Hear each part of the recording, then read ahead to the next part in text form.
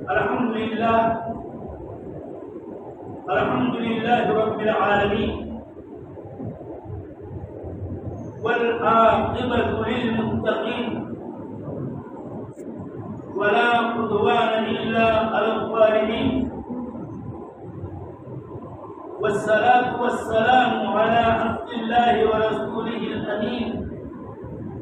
خاتم النبيين، إمام المتقين، المبعوث رحمة للعالمين، محمد وعلى آله وأصحابه وأزواجه وأهل بيته أجمعين، ومن تبعهم بإحسان إلى يوم الدين. أشهد أن لا إله إلا الله وحده لا شريك له، وأشهد أن محمدًا عبده ورسوله، أرسله بالحق بشيرًا ونذيرًا.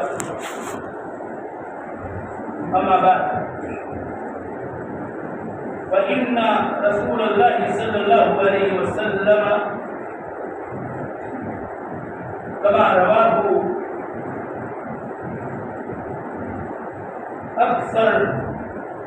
من واحد من الصحابة كان أحسن الناس وجها.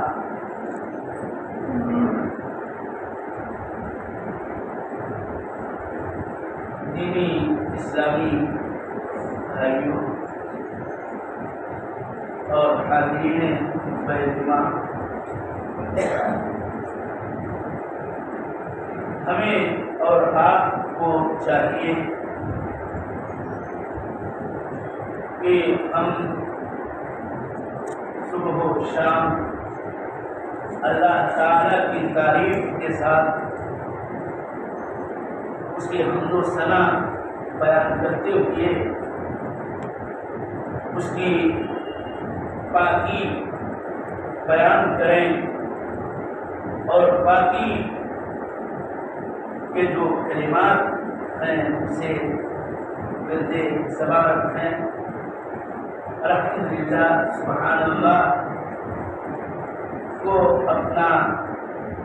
صبح و شام کا وظیفہ بنائیں۔ اللہ کے تمام پاک نبیوں، رسولوں، خصوصاً خاتم النبیین رحمۃ للعالمین احمد مصطفیٰ محمد مصطفیٰ صلی اللہ علیہ وآلہ وسلم پر صلاۃ و سلام کے مضمون سے اس کے مشروع اوقات میں پڑھتے رہیں، زبان سے ادا کرتے رہیں، خصوصاً جمعہ کی رات اور جمعہ کے دن کثرت سے صلاۃ و سلام کا اہتمام کریں۔ میں آج کے خطبے میں نبی مکرم صلی اللہ علیہ وسلم جو ہمارے نبی ہیں، ہمارے رسول ہیں، ساری انسانیت کے نبی و رسول ہیں، جن کو اللہ تعالیٰ نے انسانیت کی ہدایت کے لیے ہادی، داعی، اشارت دینے والا، چوکنا کرنے والا اور روشن چراغ بنا کے بھیجا ہے۔ اسی کے فضائل کی احادیث میں سے بعض حدیث آج کے اس خطبے میں آپ حضرات کو سنانا چاہتا ہوں، اور اس میں یقیناً عبرت کا سامان ہے کہ وہ نبی جس کی اتباع کا ہمیں حکم دیا گیا ہے، جس کی اطاعت کا اللہ تعالیٰ نے اپنی اطاعت کے ساتھ ہمیں اور آپ کو حکم دیا ہے، اس کی سنتوں کی اتباع ہی سے شریعت پر عمل ممکن ہے۔ وہ نبی و رسول کہ جس کی ہدی و سیرت ہی سب سے بہترین ہے، وہ اِنَّا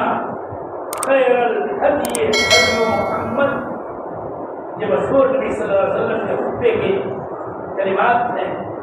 جس کا یہ ترجمہ ہے کہ تمام طریق اور تمام ڈھنگ کسی کے کچھ بھی ہوں، ان میں سب سے بہترین نبی صلی اللہ علیہ وسلم کا طریق ہے، آپ کی سیرت ہے، آپ کا طور طریق ہے، اور اسی طور طریق ہی کو اپنانا بے حد ضروری ہے کہ کتاب اللہ سب سے بہتر کتاب اور رسول اللہ صلی اللہ علیہ وسلم کی سنت آپ کا اسوہ، آپ کا قدوہ، آپ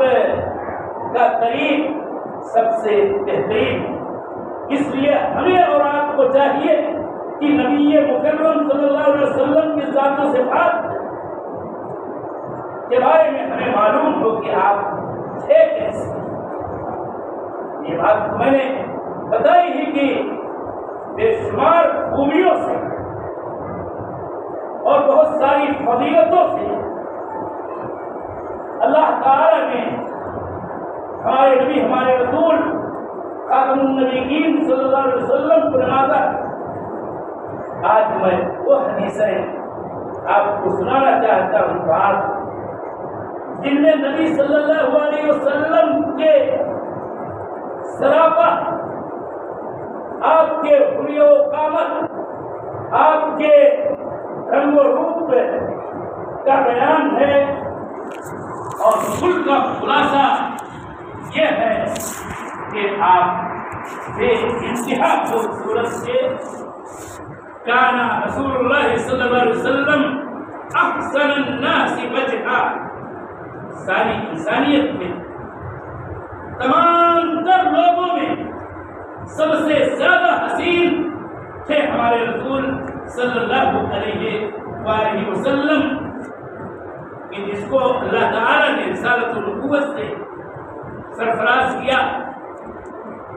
اور بہت ساری خوبیوں سے نوازا، تو اللہ جل وعلا نے آپ کو حد درجہ خوبصورت پیدا کیا تھا۔ حدیثوں میں صحابہ کرام نے آپ صلی اللہ علیہ وسلم کے آبائے بدن کا، آپ کے سراپا کا، آپ کے حلیہ و قامت کا سچا بیان دیا ہے، جو صحیح سندوں کے ساتھ موجود ہے۔ اور یہ بات یہاں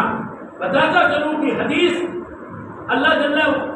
رسول صلی اللہ علیہ وسلم کی ساری باتوں کو، سارے کاموں کو اور تمام ان باتوں کو جن کو ثابت رکھا ہے، اور آپ کے اخلاقی اوصاف اور آپ کے تخلیقی اوصاف کو بھی حدیث کہا جاتا ہے۔ اور اس طرح سے میں یہ کہنا چاہتا ہوں کہ حدیث میں آپ صلی اللہ علیہ وسلم کے حسن و جمال کا تذکرہ موجود ہے، جسے پڑھنا چاہیے کہ حسین چیزوں سے اور حسین چیزوں کی طرف انسان کی رغبت ہوتی ہے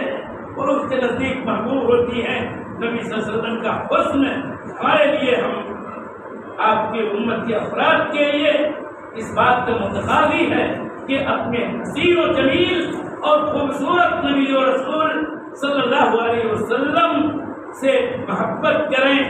اور محبت کو اطاعت سے مزین کریں اور آپ کے اسوہ کو اپنائیں، کہ یہی ہمارے لیے باعث فوز و فلاح ہے۔ کیسے تھے میرے نبی صلی اللہ علیہ وسلم؟ اس کے متعلق میں سر سے لے کے پاؤں تک کی بعض احادیث کا ترجمہ صرف سنانا چاہتا ہوں۔ سر کے بارے میں آتا ہے کہ اللہ کے نبی صلی اللہ علیہ وسلم کا سر بڑا تھا، کان عظیم الرأس، آپ کا سر بڑا تھا، بہت خوبصورت تھا، سر کے بالوں کے متعلق احادیث ہے کہ آپ کے سر کے بال یہ ایک دم سیدھے نہیں تھے، جیسے کہ بعض انسانوں کے بال کھڑے ہوتے ہیں. اور یہ بات یاد رہے کہ اللہ تعالیٰ ہی تمام انسانوں کا خالق ہے، اور وہ اپنی مشیت کے مطابق صورت گئی کرتا ہے، جیسی صورت دینا چاہتا ہے وہ صورت دیتا ہے. خلقک فسواک فعدلک فی ای صورت ما شاء رکبک. میرے رسول صلی اللہ علیہ وسلم کو اللہ جل وعلا نے جو صورت عطا کیا اور آپ کی جو تصویر کے لیے کی تھی وہ حد درجہ حسین صورت آپ کو عطا کی تھی. بال آپ صلی اللہ علیہ وسلم کے ایسے نہیں تھے کہ جیسے کھڑے ہو، اور نہ ہی بال آپ صلی اللہ علیہ وسلم کے بہت زیادہ پورے پورے جس کو سخت دھندیالا کہا جاتا ہے، بلکہ آپ صلی اللہ علیہ وسلم کے بالوں میں بہترین خوبصورت اور حسین پیچ و خم پایا جاتا تھا. لیسا بالثبت ولا بالجعد القطب. اللہ کے نبی صلی اللہ علیہ وسلم کے بال نہ تو بالکل سیدھے تھے کہ جیسے بعض لوگوں کے بال بالکل کھڑے ہوتے ہیں، ایسا نہیں تھا. اور نہ ہی مثلاً افریقہ کی طرح سے ان کے بالوں میں حد درجہ دھندیالا پن پایا جاتا تھا کہ پورے پورے ہوتے ہیں سخت، ایسا نہیں تھا. بلکہ بہترین انداز کا معمولی سا پیچ و خم پایا جاتا ہے. اور بال کی یہ کیفیت اور بال کی یہ صفت سب سے حسین مانی جاتی ہے مقبول کے اندر. اور بال اللہ کے رسول صلی اللہ علیہ وسلم کے درازی کے اعتبار سے، چھوٹے بڑے ہونے کے اعتبار سے کیسے تھے، اس کو بھی صحابہ نے بیان کیا. برائے میں عاطف اور دیگر صحابہ کرام کی روایت کا خلاصہ یہ ہے کہ آپ صلی اللہ علیہ وسلم کے بال اس قدر لمبے ہوتے تھے کہ آپ کے بال آپ کے کانوں کی لو کو چھپا کرتے تھے، اور پیچھے سے آپ کے مونڈھوں اور کندھوں تک پہنچایا کرتے تھے. برائے میں عاصف کی یہ شاندار تعبیر دیکھیے کہ جب اللہ کے رسول صلی اللہ علیہ وسلم سرخ جوڑے میں ملبوس ہوتے تھے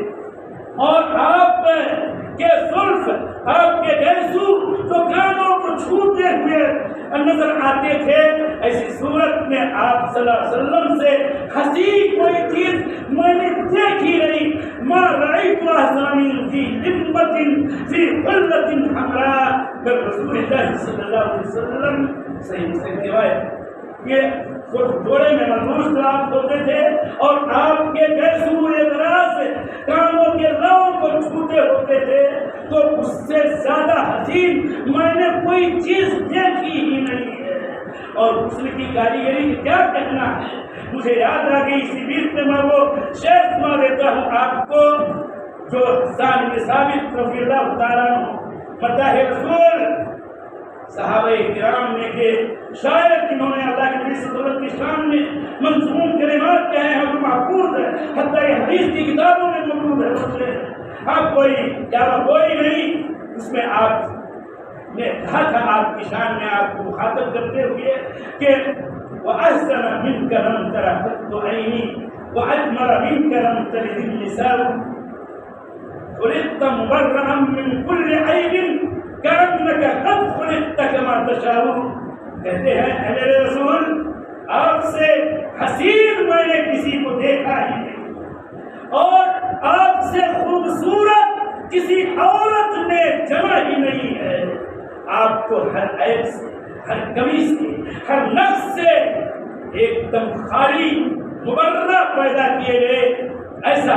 ایسا ایسا کہ جیسے آپ کی مشیت و چاہت ہوئی ویسے آپ پیدا کیے گئے. کأنک قد خلقت کما تشاء. ہمارے روح مصطفیٰ خوبصورت، ضیائے دل مصطفیٰ خوبصورت بے انتہا حسین تھے ہمارے رسول صلی اللہ علیہ وسلم. آپ صلی اللہ علیہ وسلم کے بالوں کے رنگ کے بارے میں بھی ایک حدیث سنا دے رہا ہوں. کئی حدیثیں ہیں. اللہ کے نبی صلی اللہ علیہ وسلم کے بال سیاہ تھے، حتیٰ کہ آخری عمر کے حصے میں بھی آپ صلی اللہ علیہ وسلم کے بال، خاص سر کے بال ہوں یا داڑھی کے بال ہوں، وہ سیاہ ہی تھے، کالے نہیں ہوئے تھے، سفید نہیں ہوئے تھے. چند بال چند بال جو گنے جا سکتے تھے اسی قدر بال آپ کے سروں میں سفید ہوئے تھے، اور صرف داڑھی بچے کے بال میں سفیدی ظاہر تھی۔ اور اس سلسلے میں انس رضی اللہ تعالیٰ عنہ کی روایت کتنی شاندار ہے کہ ماشاء اللہ اللہ کے نبی صلی اللہ علیہ وسلم کے بال سیاہ تھے، سفیدی کے بارے میں پوچھا گیا انس سے تو کہا کہ ماشاء اللہ صحیح مسلم کی روایت کا لفظ میں پڑھ رہا ہوں، اللہ تعالیٰ نے سفید بال کر کے میرے نبی میرے رسول صلی اللہ علیہ وسلم کے حسن پر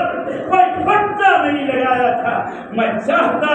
تو آپ کے سر کے بالوں میں جو چند بال سفید تھے میں گن سکتا تھا۔ اللہ کے نبی صلی اللہ علیہ وسلم کے حسن و جمال اور پیکرے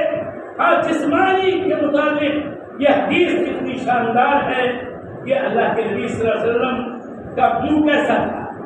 آپ کی آنکھیں کیسی تھی، آپ کی ایریا کیسی تھی۔ بڑا ابن عاصم کی روایت کے لفظ میں پڑھ رہا ہوں، صحیح مسلم کی روایت پہ کان نبی صلی اللہ علیہ وسلم بلی الفم اشکل العین منحوس العقبین، اللہ کے نبی صلی اللہ علیہ وسلم کا منہ کشادہ تھا، ایسا نہیں کہ لگے کہ چپڑا ہوا ہے، نہیں، ذلیل الفم کے معنی ہوتے ہیں وہ جو کشادہ ہو، دیکھنے میں خوبصورت ہو، اشکل العین، اور آپ بڑی آنکھوں والے تھے، آپ کے آنکھوں کا جو گٹھا تھا وہ انتہائی حسین و جمیل خوبصورت اور بڑا سر تھا، اور بڑی آنکھیں ہونا کون نہیں جانتا ہے کہ یہ حسن کی علامت ہے۔ منحوس العقبین، میرے نبی صلی اللہ علیہ وسلم کی ایڑیاں پتلی تھی، سبک تھی، یعنی ایڑیوں کے گوشت کم تھے، ایسا نہیں کہ ایڑیاں رکھی جائیں تو ادھر ادھر آدمی کا جیسے کی بات ہوتا ہے، جو موٹے ہوتے ہیں یا ایڑیاں ان کی بھاری بھرکم ہوتی ہیں اور اس میں گوشت کا حصہ زیادہ ہوتا ہے، ادھر ادھر پھیل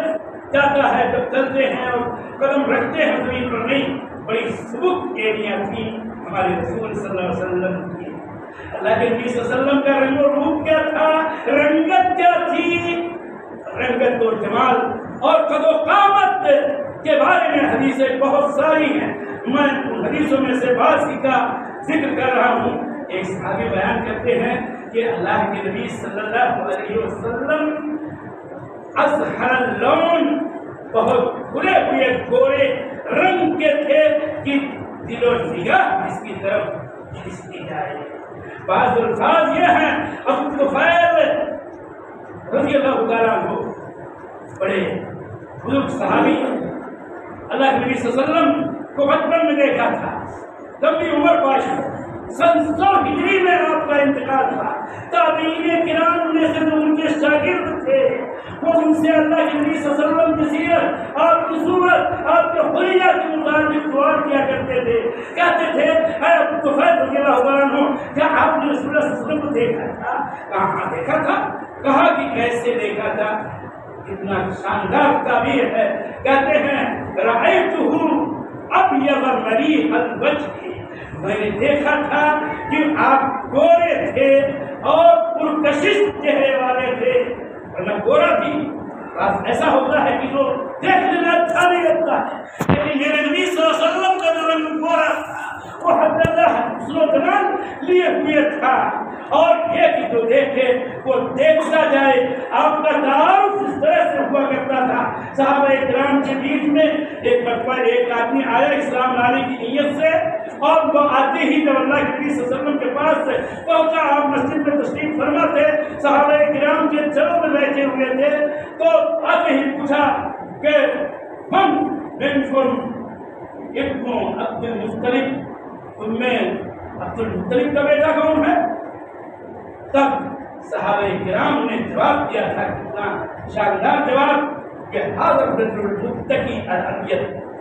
یہ آدمی جو گورا سا ہے ہم میں سب سے حسین و جمیل اور پرکشش چہرے والا، کوئی رنگت والا ہے اور دیکھ لگائے ہوئے ہے، یہ ہے عبد المطلب کا بیٹا، یعنی محمد ابن عبداللہ ابن عبد المطلب۔ اور یہ گوراپن اس کا بیان حدیثوں میں آتا ہے کہ ابو طفیل کبھی یوں کہتے ہیں کہ رأیتہ ابیض ملیحا مقصدا، میں نے آپ کو دیکھا تھا،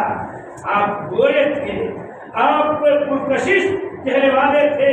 کہ دل و نگاہ کی ساری توجہ دیکھنے کے بعد آپ کی طرف کھنچ جائے، اور آپ کا قد و قامت یانا تھا، نہ بڑے تھے نہ چھوٹے تھے۔ اور بڑے ناز کی روایت میں یہ بات آئی ہے کہ لیسا بالطویل ولا بالقصیر، اللہ کے نبی صلی اللہ علیہ وسلم کے قد و قامت کے متعلق کہ آپ میانہ قد و قامت کے تھے، کہ نبی صلی اللہ علیہ وسلم پر قوت خلق کی، لیسا بالطویل ولا بالقصیر، اللہ کے نبی صلی اللہ علیہ وسلم میانہ قد و قامت کے تھے، نہ بہت لمبے تھے نکلتے ہوئے اور نہ پست قامت اور ناٹے کے تھے، بلکہ درمیانی قد کے آپ صلی اللہ علیہ وسلم تھے۔ تو یہ ہے آپ کے سراپے کے متعلق بعض حدیثیں، اور یہ بھی بات میں بتاتا چلوں آپ صلی اللہ علیہ وسلم کو کہ آپ ہر اعتبار سے کامل و مکمل تھے، تخلیقی اعتبار سے اللہ تعالیٰ کی رحمتیں اور اس کی عنایتیں اتنی تھی کہ نبی صلی اللہ علیہ وسلم کے بدن سے نکلنے والی بو وہ خوشبو رکھتی تھی اپنے اندر کہ اتنا شاندار اور جاندار اور عمدہ اور خوشگوار خود کوئی خوشبو روئے زمین پر ہے ہی نہیں۔ آپ صلی اللہ علیہ وسلم کا پسینہ اس میں بھی اپنی ایک بو ہوا کرتی ہے جو انسانی بدنوں سے نکلتی ہے، ہم آپ جانتے ہیں، لیکن میرے نبی میرے رسول صلی اللہ علیہ وسلم اتنے خوبصورت تھے اور اس اعتبار سے بھی اتنے کامل و مکمل تھے کہ آپ کا پسینہ بھی مشک و عنبر سے زیادہ خوشبو رکھتا تھا۔ اس سلسلے میں انس بن مالک رضی اللہ تعالیٰ عنہ خادم رسول کی بعض روایتیں سنا رہا ہوں۔ ہوئے نبی صلی اللہ علیہ وسلم کے متعلق بیان کرتے ہیں، ان میں سلیم جو انس کی ماں ہیں انہیں کے متعلق کہتے ہیں کہ اللہ کے نبی صلی اللہ علیہ وسلم کبھی کبھار ہمارے گھر آئے اور ام سلیم کے پاس پہنچتے آپ سے سلام کرتے، کبھی کبھار آپ کے بستر پر آپ صلی اللہ علیہ وسلم قیلولہ فرمانے لگتے۔ ایک مرتبہ آئے اور قیلولہ کیا اور ام سلیم کے بستر پر ان کے شریر پر چھائے ہوئے بچھونے پر آپ لیٹ کے نیند آ گئی اور آپ کو پسینہ ہوا اور پسینہ دھڑک کر کے اس بستر پر جو چمڑے کا تھا اس پر بھی بہنے لگا۔ ام سلیم آئی، اس وقت نہیں تھی، اپنی ایک شیشی لے کے آئی اور جلدی جلدی پسینہ نبی صلی اللہ علیہ وسلم کا جو دھڑک کر کے اس چمڑے کے بستر پر گرا ہوا تھا اس کو اسی شیشی میں کاچ میں